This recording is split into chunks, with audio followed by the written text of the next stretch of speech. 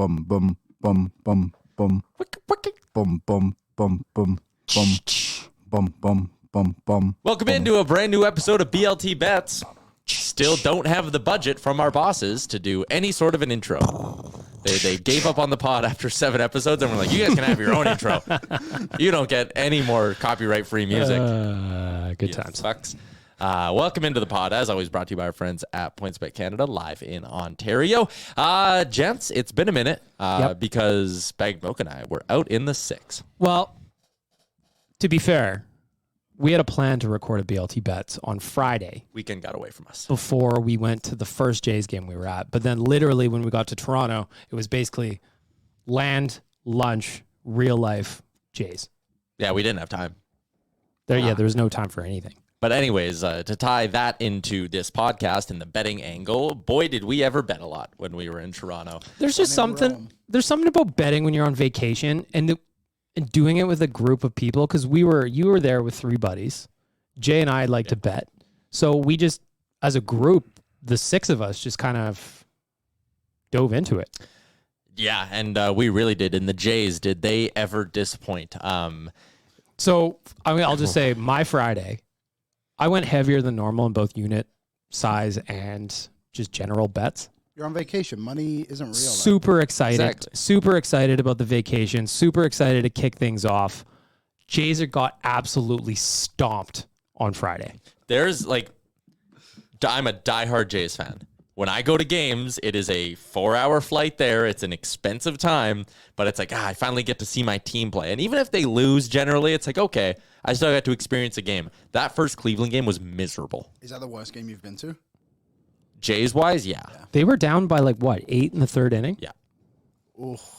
And especially because leading up to it, we were like, Barrios is going to start now because the game got rained out against Baltimore. So how many Ks? Should we do 4, 5, 6?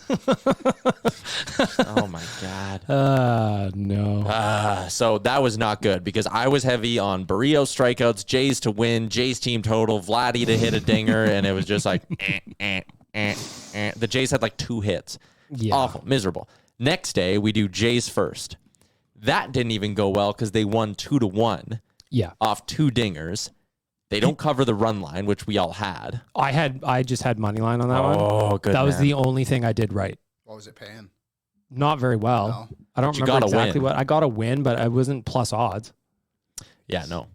So that wasn't great. Although Mitch White threw a gem, he was solid. He hit the over on his strikeouts for me. That was all fine and dandy, but I parlayed it with the money or with the run line. So I was like, shit. I think the only person that actually legit won any money on game 2 even was Jay, because he had a Chapman dinger. Yeah, he did. And then we went to the TFC game, and we took your advice, and we bet on corners as a collective. Well, hang on a second. You told us to bet on corners, which we were all excited to do. Again, the same 6 of us. But for TFC, we decided let's all go in on the same bets together. Yeah. Okay. So that we could cheer for or against whatever's happening. The fun way to do it. Yeah. Oh, yeah. I do that too. And it was all of us. It was our first MLS game. So why not do it that way? Who'd they play? Portland? Portland. Okay. Poverty. So we start putting bets down, and you told us to bet on corners. So we're all digging into the odds on corners, threw bets down. And then all of a sudden we're walking towards BMO Field, and I'm like, I wonder what's the average for corners in an MLS game? So I Googled it, and we were all under the average. So we're like, oh shit. This could start off badly. And then we just stopped for a quick coffee on the way to BMO. Yeah. We met 2 TFC guys that were just waiting for their coffee with us. And we're like, hey, it's our first game. We're going to TFC tonight. What do you think? And they were just like, defense is not going to be a thing tonight. So bet the over. We're like, really? He's like, oh yeah, boys, bet the over, no problem. So we're like, all right, we're betting the over. These guys sound like they know what we're talking about. And then we get there, and then that's where the fun was of all of us counting corners, all of us counting for goals, all of it. So how many corners did you go? Well, so there were 4 in the first 20 minutes, and we had under 8.5. Yeah. And some of us did exactly 1 to 9 or whatever, or 1 to 8 or something. Okay. Yeah, so I had 2 different ones a little bit. I had a tiny sprinkle on under 8.5, and then a little bit more on under 9.5. But then, like Tyler said, 4 corners in the first 20. I'm like, I'm fucked. But early on, when there was one at the 9-minute mark, and we were like, okay, it's kind of on pace here. We should be doing all right. And then they hit back-to-back corners, and then there was another one down at the other end, and we were all sitting there oh shit. And it's still 0-0 at this Yeah. point. And we all have, the other bets we did were over 3.5 goals. Yes. And then TFC to win parlayed with both teams to score. And that was like plus 260 or something. Yeah, that really was a juicy one. I was really happy with that one. So we're sitting there, it's getting towards halftime, and it's like, oh my God, like there's 4 corners already. That's going to be a sweat. They'd cooled down, but it's like still 0-0. It's like, oh my God, we're getting slaughtered, boys. And then the turning point was when we went to visit our friends at PointsBet in the PointsBet booth. Yes. In their little area. The PointsBet guys graciously welcomed us into the suite. Yes. It was good. And then that's really where the luck turned. Yeah. TFC, bang, bang. They're up 2-0. You're feeling good. And the So goals then just didn't stop. So then we're like, okay, the corners have slowed down too. TFC up by 2. We're like, we need Portland to score though, so we can hit that one. We can hit the juice. And one of my favorite things was when Portland scored, and the 6 of us were kind of like, yes, quiet fist bumps, like Under the table. Yeah, so it was Toronto in the 41st minute, so right before half. And then, Portland tied it up in the 73rd minute. So at that point, you're thinking the over's dead at 3.5, right? Yeah. Portland ties it up, so we're like, okay, maybe we have a shot here, like, as long as TFC wins this. So then we became diehard TFC fans. Yep. And they scored 6 minutes later. Unreal. Wasn't it the Insigne goal? Yeah. That was a sick goal, too. Yeah, it was a great goal. And there was the attempted bicycle kick right in front of us that awesome. Jay had bet on that dude. I don't remember his name now. Bet on Jimenez that guy specifically to score. Yeah. And that would have been an all-timer right in front of us. On the makes up for the Blue Jays. Would have. It would have. Well, like, ultimately, hit the over, hit the juice, hit the corners. We hit everything for TFC. And just that set the tone for the rest of the night. We were just pumped. Almost forgot about what happened at the Jays game, to be honest. Yep. Only one corner in the second half, too. They ended with 5 in total. So, like, the under cleared easily. TFC games, what a vibe. What a vibe. Hey? They were so much fun. Oh, my God. I know Caroline has spoke about them a few times because I think she used to go quite a bit when she lived there and said they were really good. I went to a soccer game, too. Didn't bet, though, because I don't think you can. The Canadian Premier League game, Calgary. It was awesome. It was really fun. One thing I did want to bring up on the corners quickly. So I made a bet. I lost it. But I bet that Chelsea would score 2 goals against Everton, win the game. And I believe I did 6.5 corners. Do you guys just want to read what that says right there? 16. Chelsea at 16. Just a bit outside. Yeah, I got that one. So I didn't win the bet, though, but I thought it was funny that the corners are usually the one you sweat on, and they had 15 in the first half. So We were sweating on it, too, because, like Tyler said, 4 in the first 20. We're like, uh-oh. But then, like, once TFC scored that goal and they were up 3-1, it was just like, oh, forget about it. Like, the drinks were flowing at that point. Yep. The last sort of 10 minutes with injury time or whatever was a good time. And then our walk to the bar was a good time because everyone's happy. That's the best part. Like, whatever, when people want to be like, oh, degenerate gamblers, blah, blah, blah, that enhanced our sporting experience so much. The group of us all doing the same thing, all rooting for the same thing at a match we otherwise really wouldn't have cared about. Well, I was excited to go because I like going to see sports that I've never seen before. And vibe was great. Atmosphere was great. They have those people down at the one end that just don't stop with the chants and the flags and the banging drums and shit.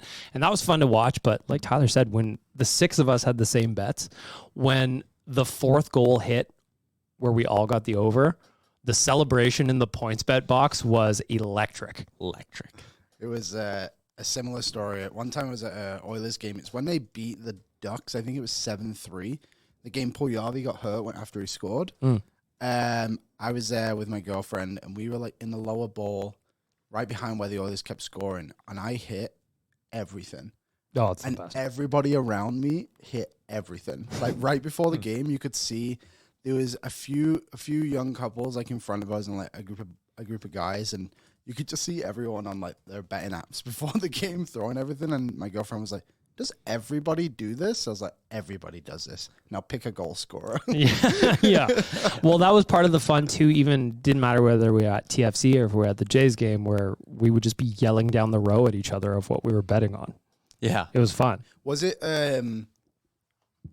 I guess like in Ontario, it's more welcoming, I guess you could say, with the betting and stuff. Was there anything at the Blue Jays game where you could like go up and bet on like a live stand? There's no stands or anything. No, nothing like that? Okay. Well, the fun part about it was, because obviously we're in Alberta. Yeah. PointsBet's open in Ontario. Yeah.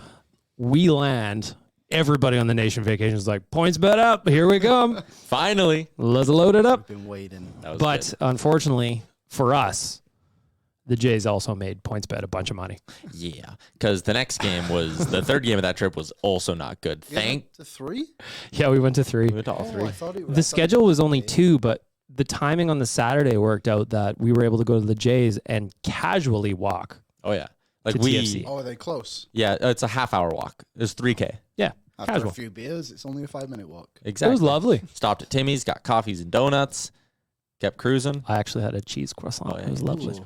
Thoughts? Really nice. Nice. Yeah. So the Jays are a dumpster fire right now. They cannot win. They can't do much of anything well, actually. I was feeling good last night. I turned on the Jays game, up 2 in the first inning. Also, And then what happened? also, we bet a Vladdy dinger all 3 games when we were in Toronto. Yes. He does not hit one. He now has homers in back-to-back games since It's since just we left. the rudest shit. So is- rude. Not fair. No. That's why you guys are all Tawny boys and not Vladdy boys. Oh, but I was rocking my Vladdy jersey. That's a tough one to swallow. Yeah. Well, and just like there was a lot that went wrong. Bats were dead.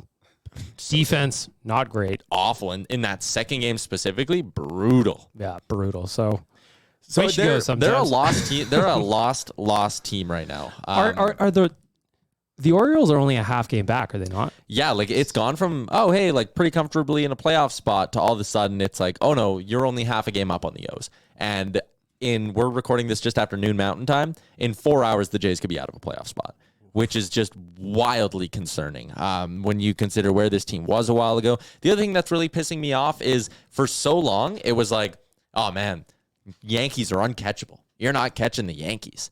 But if both the Jays and Yankees are 2-8 in their last 10 games, if the Jays could have just not been absolutely dog shit for this entire month, we would have been heading into a September where it's like they got a shot. Like if the Jays would have been on a hot streak right now and been 8-2, we would have been talking about a team that's 4 games back of the New York Yankees. Instead, they shit the bed at the exact same time as the New York Yankees, and I'm stuck in a rut right now where I still bet on this team every day, but I don't know when to stop. At some point, it's getting too much. Yeah, it's not going well.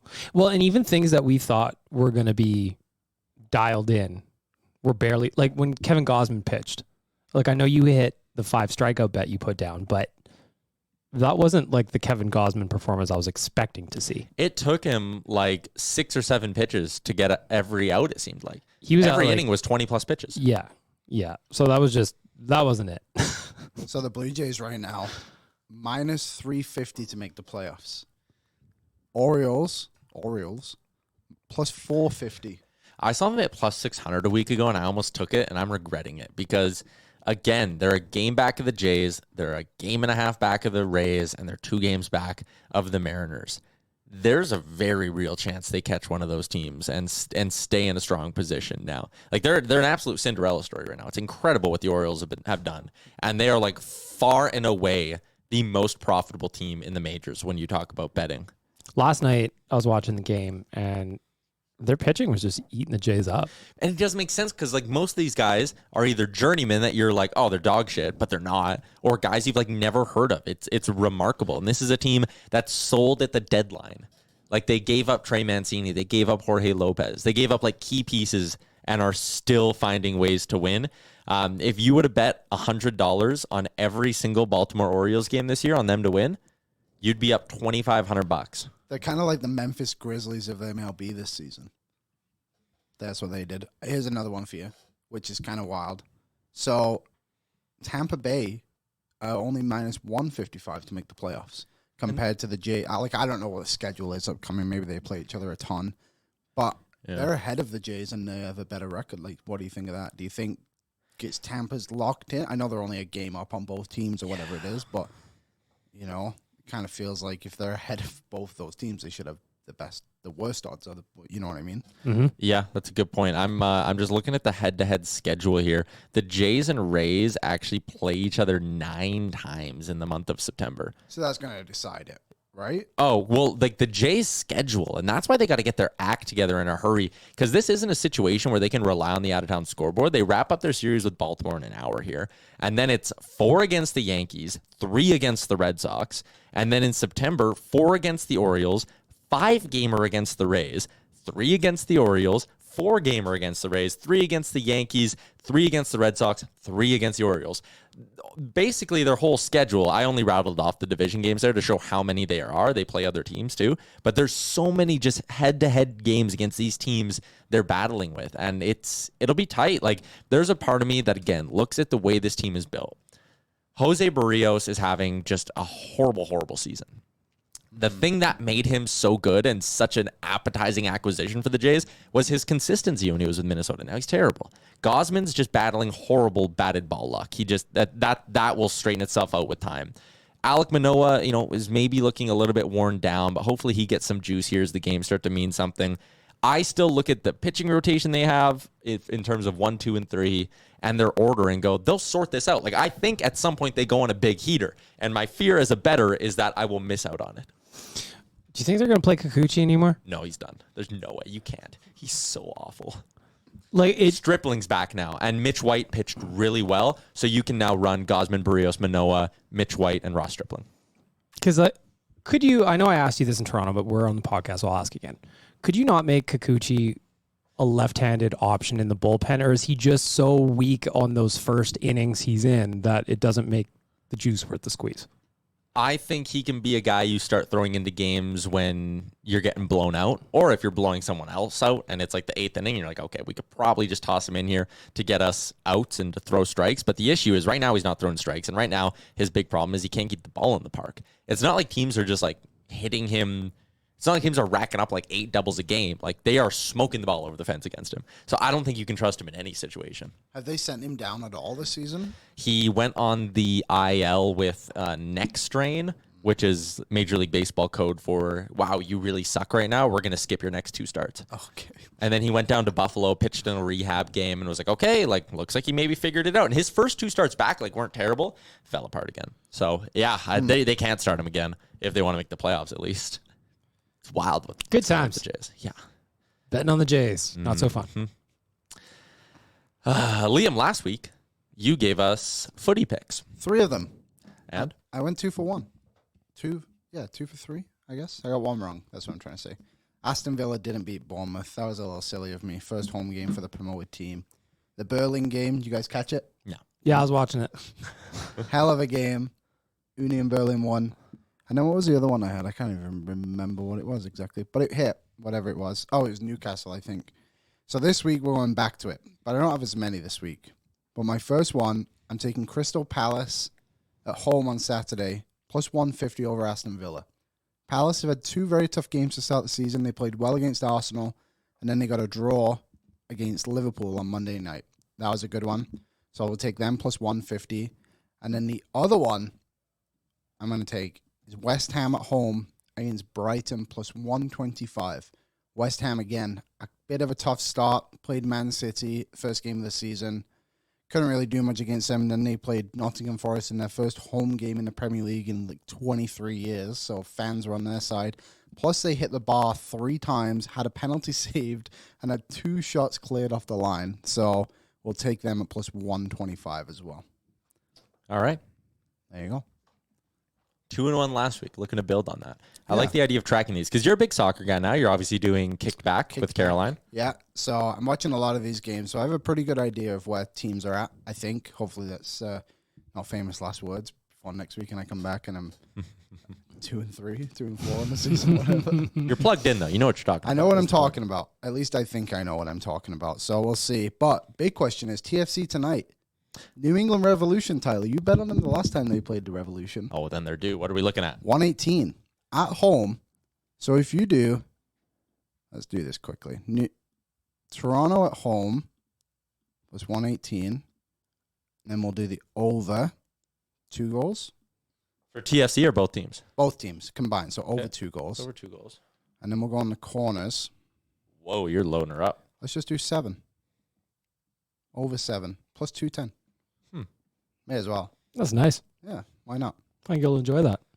I think I will too. That's tonight at 4:30 Mountain. Yeah, there you go. I'm a massive TFC guy now, so I will also jump I'm actually going to bet on this game. Like, I'm not even just saying that for the sake of pod content. I'm actually going to. There's something about just being in an arena for a game when they give you a good memory like that I'm actually kind of like, I could sit down and watch a TFC game, I think, on TV. And We they're had a pretty good time. entertaining. They were. They got a good team, so they're one team I like watching in the MLS. I'm starting to, and it's kind of interesting how this happens, and it shows you how you can build a sport in a country. Ever since the Canadian men's team did what they did, and going in person to watch that, seeing it in person was a big changer for me because you get so much more of an appreciation for the sport. I'm also playing in my own co-ed soccer league. Yes, goaltender. No, goaltender one game. Oh, okay. Gave up 3 goals. We lost 3-1. Not great. Second game, played my first ever game as as a player. I wore my baseball cleats. Bit different. Yeah, at one point the ref was like, "You shouldn't be doing that. That's really bad." I was like, well, whatever. That's what I got. Scored a hat trick. Hey, No. how bad was it? Really? I could have scored 6 too. They put me at striker because I was like, guys, I don't know where to stand. I don't know what to do. So they were like, just play striker, kick the ball in the net. And I was like, sure. I scored a hat trick. So there you go. Take the over on your Truck goal props in his co-ed soccer league. Yeah, next time you're looking for that. But anyways, like that's gotten me into soccer. Like I actually, like when we were watching the TFC game, like I'm starting to understand for the first time in my life because I've never played before, never followed it. Don't come from a soccer family or anything. I'm starting to like follow the strategy and like start to understand like when a play's developing, I can be like, oh shit, I think I know what's about to happen here. I probably haven't watched football this closely since I lived in England, or at least the first couple of years in Canada. And last weekend, I watched every single Premier League game, which was 10. And then I watched a La Liga game, which is in Spain. And then last night, I watched 2 Italian games. And I cannot get enough of it. Good for you. Yeah. Back to your roots, I That is say. something. It's just like watching TV. Like, it's just like binging a TV show. Like before, That is true. The week before, I was just binging The Boys. And they're Oh, an that's such a hour- great show. Great show. And now I'm done season 2 on that one, so I do have to binge that again, but I've just been enjoying it. I like that. That's great. Doing your research. May as well. Kicked back. When does that go up? New episode was yesterday, and then there's another one tomorrow. So Tuesdays and Thursdays. Tuesdays and Thursdays, yep. There you go. Speaking of TV shows that we're binging, Yes. Oh, yes. Finally. there are a lot of people that will turn this off, but I have a good NFL football rant I'm going to do in a couple minutes, so stay around for that. But we are all big-time Big Brother fans. Yep. The American reality show. Season's great. Season's great. Houseguest, locked in a house, no connection to the outside world, no phones, no newspapers. They can't even read books in there. They are isolated in this house. They compete in competitions every week. You vote someone off. That's the gist of the show if you never heard of it. You can bet on who's going to win. I have it up right now. Can you bet on who's going to finish like second and stuff like that too? All Like I have bonus or is just winner bonus? and America's favorite. Oh, okay. Ooh. So we'll get to both of these. What I want to do is quiz you guys because you're both all caught up on the season here. Yep. Big episode tonight. Big episode tonight, big veto tonight. Who do you think are the top 3 in terms of the odds board on Big Brother? Someone is at plus 180, and then there's 2 at plus 450. I say the favorite has to be Michael. I think Michael's the favorite too. Has to be. It is. He's plus 180. Okay. 'Cause he's winning too much right now. Has he lost the veto? He hasn't lost a veto if he's played in it. Jeez. Like he's going hard in the crazy. paint early. Yeah, I think he said it on last week's episode. I was like, I should probably stop winning these for a couple of weeks Yeah. and move Put on. up the gas. 'Kay. So I think it's between 3 guys for the top 3. I actually don't think any girls are up there. I'm gonna say Turner's a top 3. Oh, sorry, is he in the top 3 of picks? Give me who you think. Turner? Turner's my vote for second. And who do you think's third? Joseph. Okay. I'm going to reverse those. I'm going to say Joseph 2, Turner 3. They're both 2 and 3 are tied at plus 450. It's Joseph And Monty. and Monty. And Turner's right behind them at Yeah. plus 500. Who's Turner would be my bet right now. I might actually I might bet on this. I like Turner, but my thing is with him. So he doesn't like Jasmine. If you guys haven't noticed. Yeah, the saltiness is amazing. Eventually, I feel like that might expose a little bit of him in the house. Unless he later can get on in her the out. game. If he can get her out, yeah. and she doesn't. I don't think she knows he dislikes her. That No, much. I don't think so either. Who's the highest girl? Is it Taylor? Taylor plus 650. And who's last? Let me guess. Terrence or Brittany? Indy 80 to Yeah, of 1. course. Indy's dry toast. Yeah, Indy Terrence is 50 to 1. Jasmine 28 to 1. Alyssa 25 to 1. Brittany 22-1, and then Taylor 6.5-1. I would have thought Terrence was dead last, to be honest. I love Big T from the south side of Chicago. What does he call DJ himself? Showtime. DJ Showtime. Who do you think's the odds-on favorite? -250 is their odds to be America's favorite house guest. Now, this is house guests who have left as well, right? Yeah, it can be anyone. Like Paloma's on the board here. Pooch is on the board too. 100-1. Got to be Pooch, right? Yeah, you got to go Pooch. I think I got a feeling it's Kyle, but also I do think it's Michael for one as well. I'm going to say, I'm trying to think of who's been interesting enough on the show that people might like a lot. Now that I think about it, maybe Taylor is just because she's had to deal with so much crap. That's a good pick. Yeah. That's a good pick. The bullying, early season bullying probably popped her up. I like Taylor as the pick. It did. It is? Yeah. She's -250. Michael's in second at +550. So who's the worst odds? Is it Nicole or Daniel? Paloma and Daniel and Pooch. All 100-1. I really didn't like Paloma when she was in the house, to be honest. She kind of led that thing against Taylor and then had to leave for mental health reasons. So Yeah. it was a tough run. It was a tough run for her. Shout out to our boy Pooch, though. So, you know? anyways, if we had to bet on who's going to win, is Turner your pick at 5-1? Kyle at 6.5-1 isn't bad either. But Yeah, because I think eventually, do you know what? I don't think Monty's going to win because I think he's way too loyal to his leftover group that eventually he's just going to get backdoored. Like when a double eviction comes, if he doesn't, well, actually there's a massive there's twist, new twist isn't there? now, yeah, and that's going to fuck with the game. I think they'll get Monty out and Michael out before they try and get like a Joseph Or a and Turner. a Turner out. I'm pretty sure I said on Real Life yesterday my pick would be Joseph, I think. He's good, and he He's hasn't won good. anything. He's kind of flowing between both sides of the house. He's jacked. So you know, like when the physical contests come up later, he's going to do all right. I like him a lot. I said at the start of the show when I was watching it, this guy. At first, I was like, I didn't like one him, of these guys again. Yeah. And then it like came on. This guy's not bad. I like him. I'm glad Daniel's gone. Yeah, he was so annoying. He was a loser. Yep. And Nicole rubbed me the wrong way after she tucked Taylor the wrong way. And Mhm.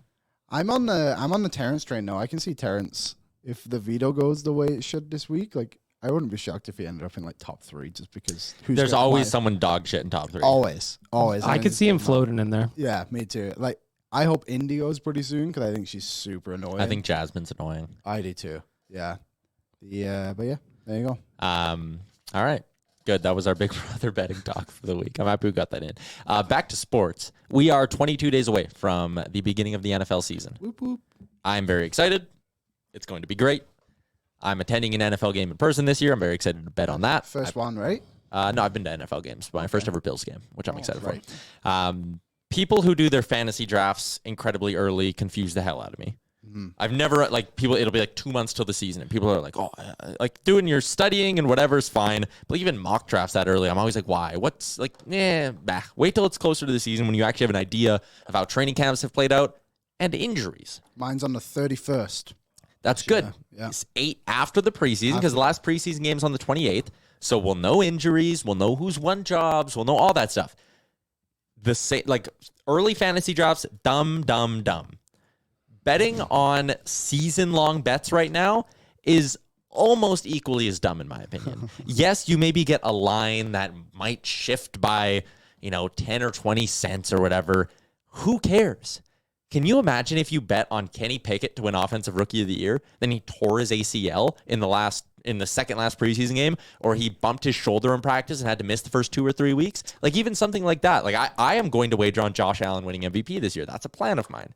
I'm also going to go heavy on Bills futures. I'm not doing any of that until 3 days before the start of the regular season, when I know he is healthy, I know all his weapons are healthy, and I know no one has been injured. I don't understand the people who are already like locking in a bunch of bets. I like Christian McCaffrey as comeback player of the year at 8-1. I'm not betting on that shit till he's through the preseason and through the rest of training camp without any report of like, oh, his knee's nagging him or this is nagging him. Makes no sense.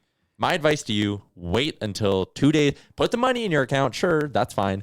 Wait until 2 days before the season starts. I'm with you. Like, I know we spoke about this a couple of weeks ago when I had some picks, but if you think I'm making those picks right now, you have got another thing coming, my friend. They have not been touched since Write that them down. conversation. Get a Google sheet yeah. going, which is what I do for my season-long bets. Golf. How many touchdowns will Terrell Owens get this year? Get your popcorn ready, Canada. Yeah. Remember that when that ran forever when he signed with the Bills because they played those games in Toronto? But anyways, that's the rant I wanted to end the bulk of the podcast with, was don't bet on season-long shit early. It just makes no sense. Like, I would Especially rather... football, too. Like, when I think of it as a contact sport, like, football and joints, Yeah. how easy is it to knock a knee or a whatever out in that sport, you know? Yeah, honestly. I remember one year, the reason we do our draft later now is because one of my buddies wanted to do it a week before week 4 started in the preseason. And Jordy Nelson tore his ACL and was out for the season. And someone drafted him like late first round. And they were pissed. And it's like, well, you wanted to do it this way. Like, so now logic has taken over and it's been pushed back. And you should do that with your bets too. How do you like to, what's your go-to fantasy draft setup? Because we're debating this in my fantasy group chat right now. We have a couple of guys, or we have one guy that's out of town, but we're not really concerned about him. We are either going to do it at someone's house, online, or we're going to like rent a room at a bar and like saddle up at the bar. Well, the last couple of years, we always used to do it in person, but then a couple of COVID. people moved out of town and COVID and stuff. So now we just do it on a Zoom call. Oh, that's not Like bad. everyone joins a Zoom. Or like some people will come over to my place, and my dad's in my league, so me and my dad will do it with like a couple of guys, and we'll just put a big camera on and go ahead and do it. But I always do the draft order live on Facebook. But not this year because we're in a dynasty league, so it's a bit different. But I would recommend a good Zoom call, or even a Discord is pretty good too. Oh, yeah, You can do the live chat and the live thing, and that can be like your fantasy football chat for the year too. Do you play fantasy football? No. Maybe we should do an office one. We do real life one we can get you in on. Okay, I'm in. The problem is when I play fantasy sports of any kind, doesn't matter what sport, I'll set something and then I forget I'm doing this. But see, that's the nice part. So like fantasy hockey drives me nuts because you have to check it every day. Fantasy baseball, you got to check it every day. Tough. The nice thing about fantasy football is you set one lineup a week. Yeah, that would probably be better for me because I never remember that I It's do this. when if you get into it and you like have a league where you've put in a little bit of money and like you care about it, it's without a doubt, and this isn't like a hot take, it's without a doubt the best fantasy sport because it's once a week and your games happen on, granted, Thursday, Monday nighter, but Sunday. You're just watching on Sunday. Yeah. You have your one. I'm a big fan of not doing a lot of leagues. Like I know guys who do like 15 leagues, and I'm like, how? That's too much. You're cheering for everyone. Like I do 2 at the most, and one of them I typically just don't care about. Yeah. The other one, like my main one, is the one I'm cheering for, and then I set my lineup on both, and I check on Tuesday the other league. I'm like, oh, nice, this guy was on my team, and I got a touchdown from him. But the one is the focus, and it's funny because the other leagues you spend so much time thinking about because you have to like look at it every single day. Yeah. And even though fantasy football's once a week, I probably spend more time on that than any of the other ones. more invested in it. That Yeah. makes sense. Yeah. See, I could probably see myself doing NFL DK this year. That So- is good. So if I want to play on a Sunday, I can. Yeah. Or if I don't, then I just don't. That's fair too. Because like I like watching the NFL. To me, the NFL is really nice because like I don't really necessarily have an allegiance to anyone specifically, and I just get to enjoy the sport for what it is. Yeah. But yeah, I'll probably play a little DK this year. I think the NFL is the only league. So I'm a Detroit Lions fan, so it's miserable all the time. But it's the only league that I can cheer for a team so heavily, but still enjoy watching other games. Like in hockey, I would never watch like the Minnesota Wild play. Or someone like that. You would never sit down and be like, Blues Wild tonight? Yeah. I'll go for All give right. give me some Kaprizov versus Tarasenko. Yeah, but then you're like, okay, Detroit played at 11. It's like, oh, nice. Now we have LA versus Kansas or something like that. I would also argue, though, that that's a product of the schedule being shorter. Yeah, that's probably fair. If there was only 18 or 17 hockey games per team every year, and they like all happened on Saturday, I would argue that you'd probably sit down and watch the afternoon and late slate as well. If you're I to guess play it's this. You the know same what? with soccer. 100% Tyler's right because now I'm thinking back to remember the bubble playoffs when you could basically watch hockey from 9 a.m. until 11 at night. I Yeah. watched a lot of hockey. Yeah, I did Most that hockey too, I've to ever be fair. watched. Yeah. Yeah. Yeah, that's fair. It's kind of similar to the World Juniors, I suppose, when that's on at Christmas in August, and you're more invested around the Christmas time, and you're like games on TV and you're watching it. It works so much better in Christmas just because that's the 2-week dead zone when nobody's doing anything. Yeah. It's funny because NHL kind of just goes out the window for all these junior players we've just heard about once a year Yeah. at the draft. Yeah. The national icons all of a sudden. It's good.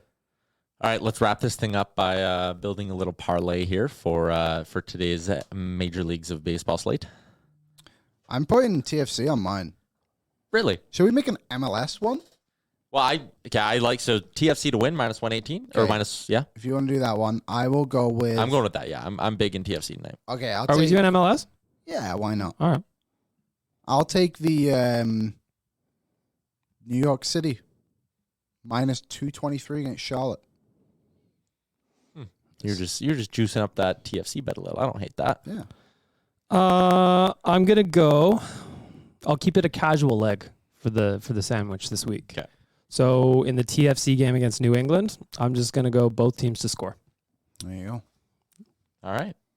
I think I like that. I think we need to improve the record of the sandwiches. Yeah. So I'm gonna tell us a really casual little leg of a parlay in there. So we got TFC, both teams to score, parlayed with New York in MLS action, paying out a nice plus 381. There you go. There you go. I'm happy about this one. Yeah. Let's do it. I'll be happy when he wins. Absolutely. Me too. All right. That's going to do it for another episode of BLT Bets. I'm excited to get this going a little bit more consistently now that football's around the corner, hockey's coming back, and we're now a footy pod. Oh, yeah. And the Big Brother odds. 100%. All right. Thanks for tuning in. We'll talk to you again next week. Cha-ching.